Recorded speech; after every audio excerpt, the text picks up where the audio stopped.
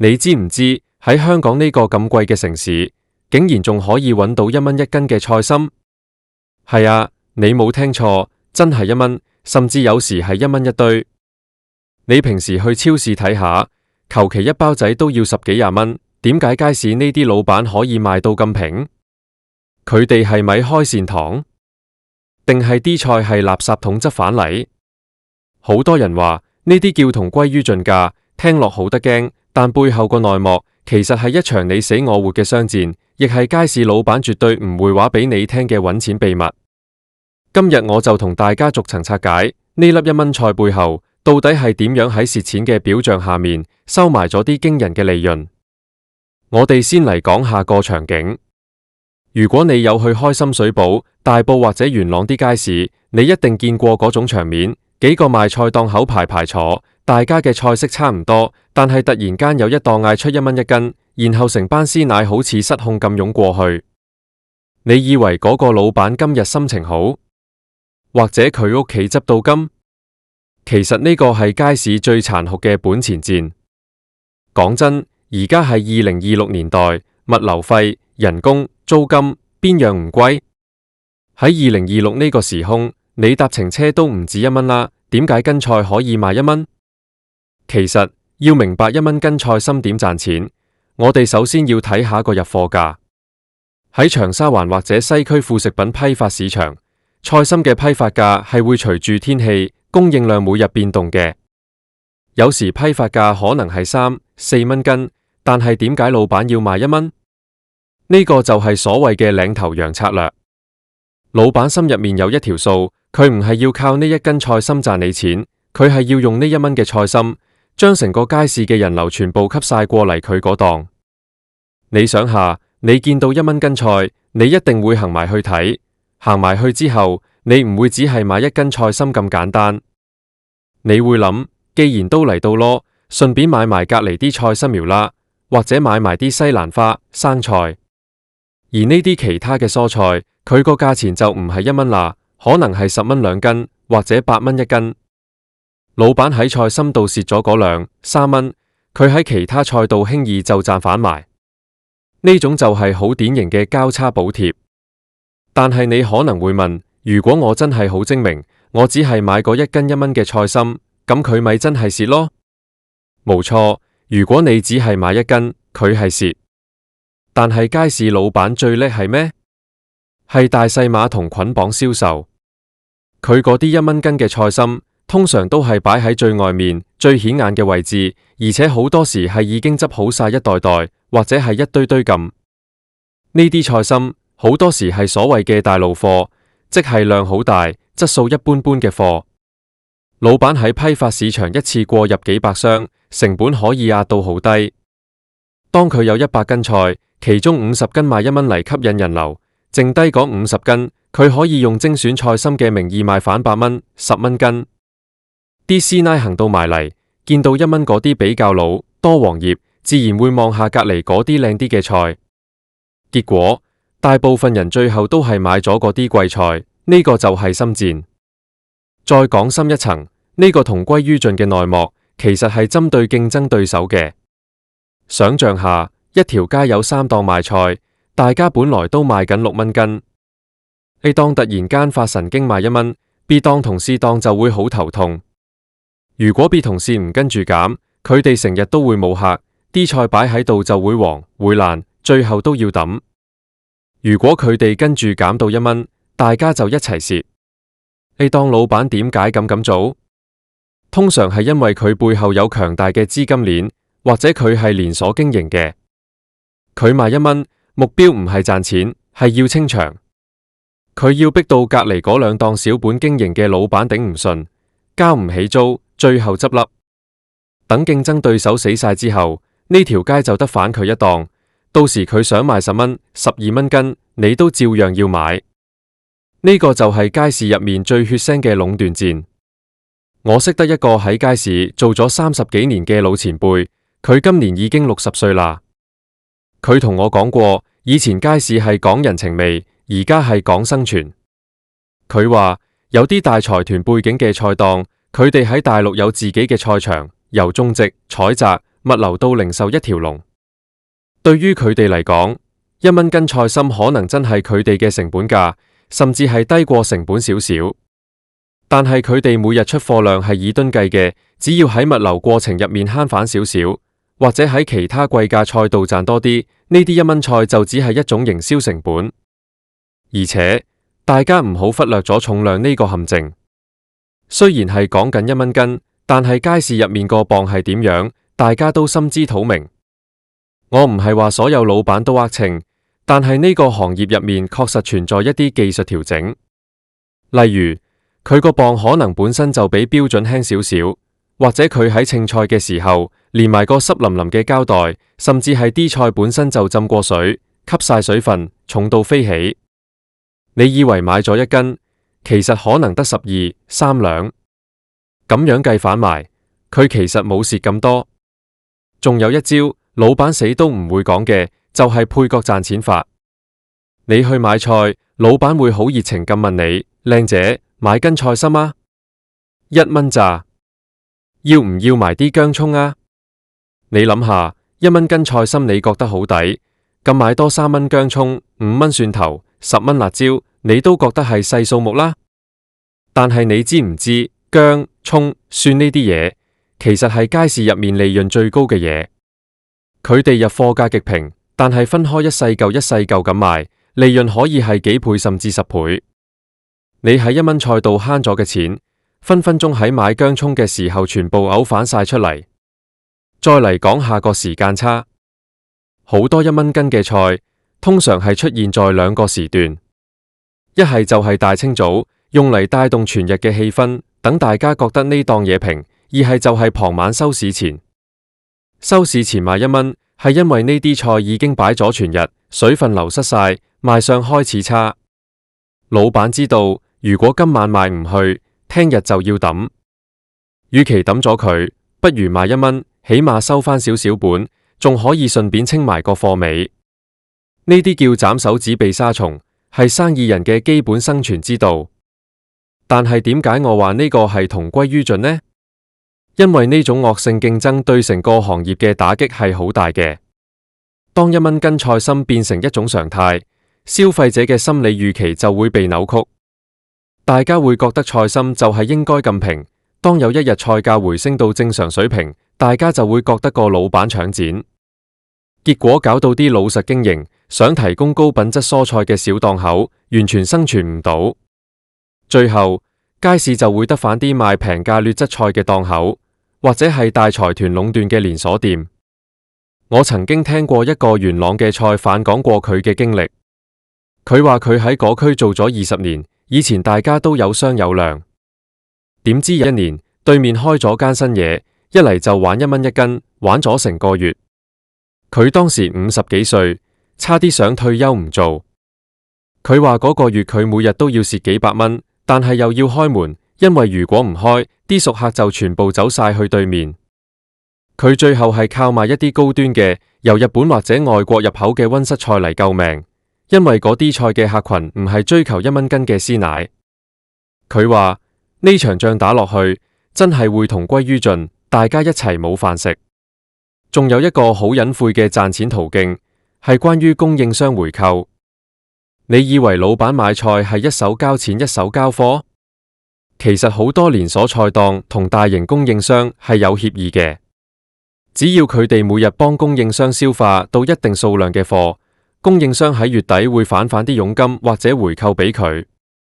所以就算佢表面上賣1蚊係蝕錢，只要佢銷量夠大，供應商俾佢個折扣就越大。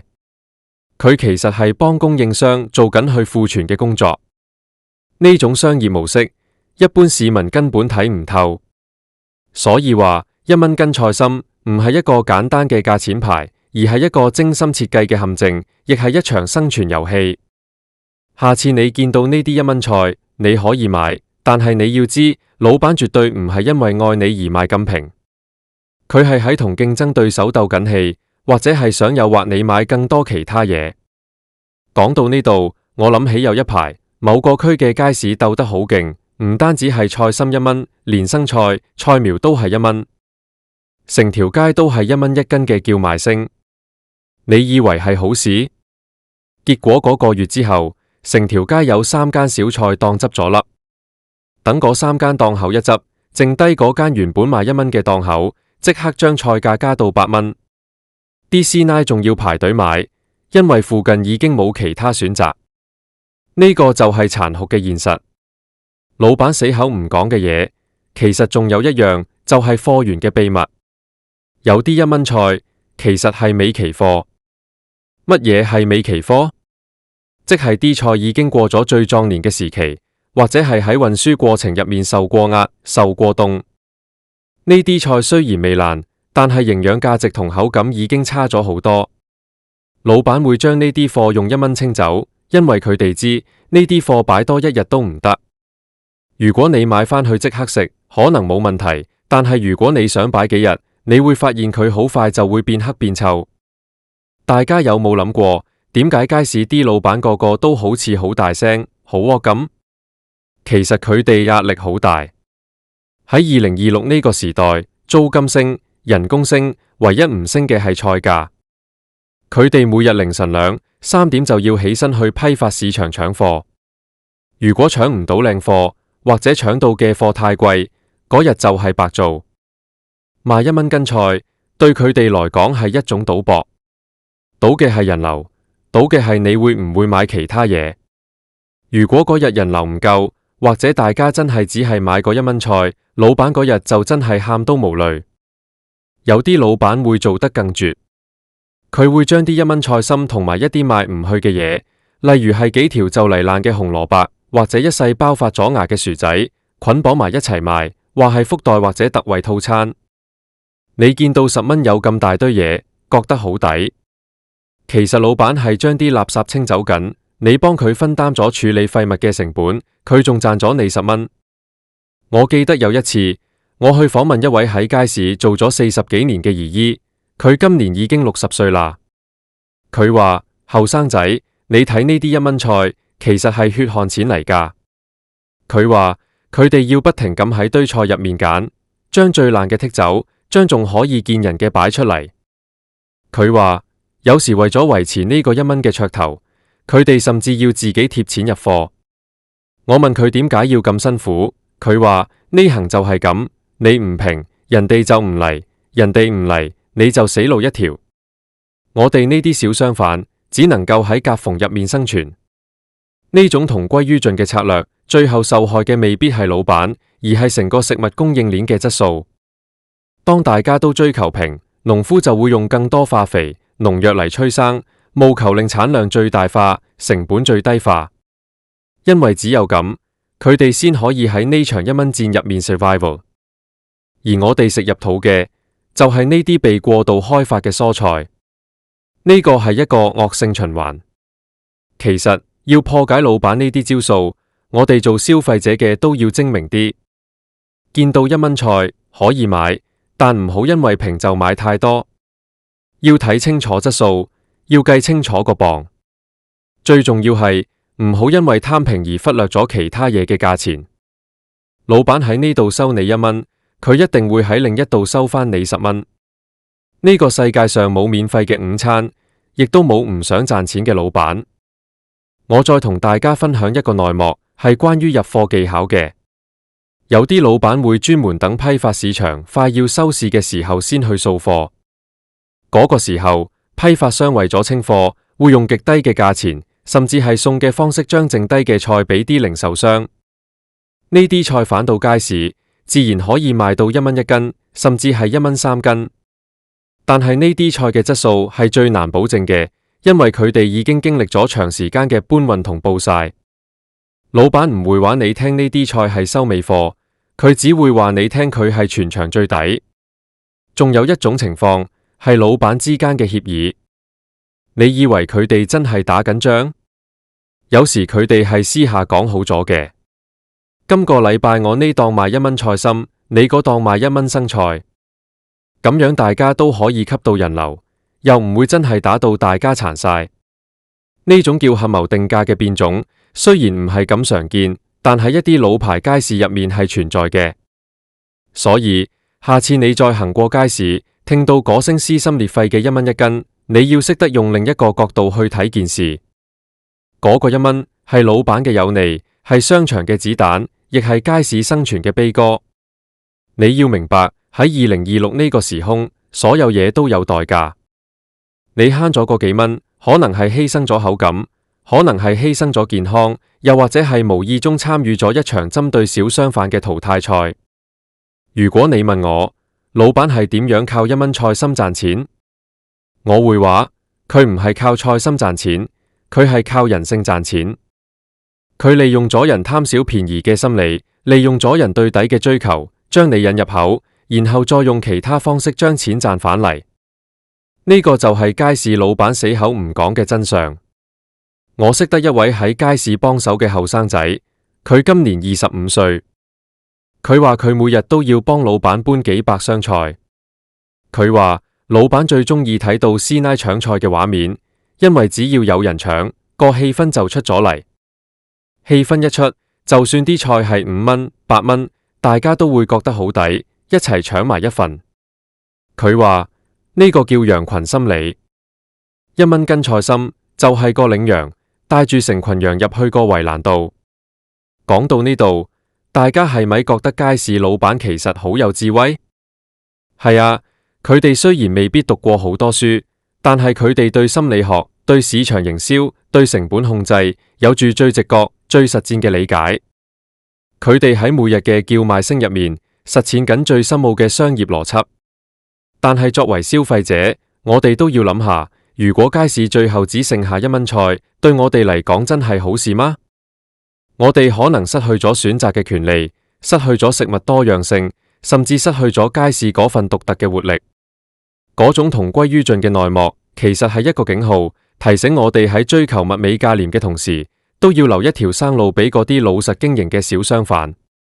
總括而言，1蚊斤菜心背後嘅賺錢秘密，係由低價有利、交叉補貼、壟斷競爭、回購利潤同埋人性心理交織而成嘅。老闆唔會講，因為講咗就冇人再上當。但係我今日同你拆解咗，係希望你下次去買菜嘅時候，可以做一個更有覺知嘅消費者，唔好只係睇個價錢牌，要睇埋個磅，睇埋啲菜嘅質素，同埋諗下呢個1蚊背後到底隱藏咗幾多老闆嘅算計同埋生活嘅無奈。喺2026呢個變幻莫測嘅時代，識得睇穿呢啲商戰內幕，對於我哋每一個人嚟講都好重要。無論係買斤菜定係做人處世，道理都係一樣。太便宜嘅嘢，通常都係最貴嘅。你要付出嘅，往往唔止係嗰1蚊。希望大家下次去街市嘅時候，除咗揾到平嘢，仲可以揾到真正嘅質素同埋人情味。呢個故事仲未完。其實喺一啲高級超市，佢哋都會玩呢種策略，只不過佢哋賣嘅唔係1蚊菜，而係特價嘅雞、特價嘅奶。背後嘅邏輯完全一樣。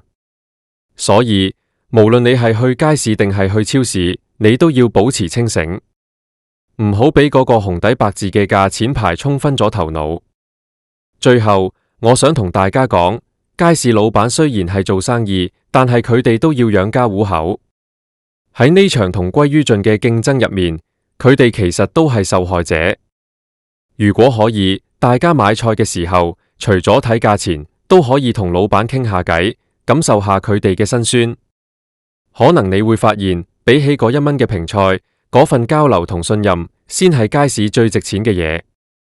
大家記住，老闆永遠唔會話俾你聽佢賺幾多，佢只會話俾你聽佢蝕幾多。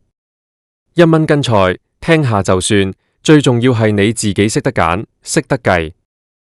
呢個世界冇人會做蝕本生意，只有你唔知佢喺邊度賺返你錢。下次見到1蚊菜，諗一諗我今日講嘅呢啲內幕，你就會明白呢場街市嘅同歸於盡大戲，其實每分每秒都喺我哋身邊上演緊。我講咗咁多，你係咪已經對街市老闆刮目相看？或者你下次去買菜嘅時候，會唔會望下個老闆，睇下佢係咪正喺度用嗰對利眼計緊你數？其實大家生活都唔易，喺呢個2026嘅社會，點樣喺呢啲商戰入面生存，係每個人嘅必修課。無論係賣菜嘅，定係買菜嘅，大家其實都係想過得好少少。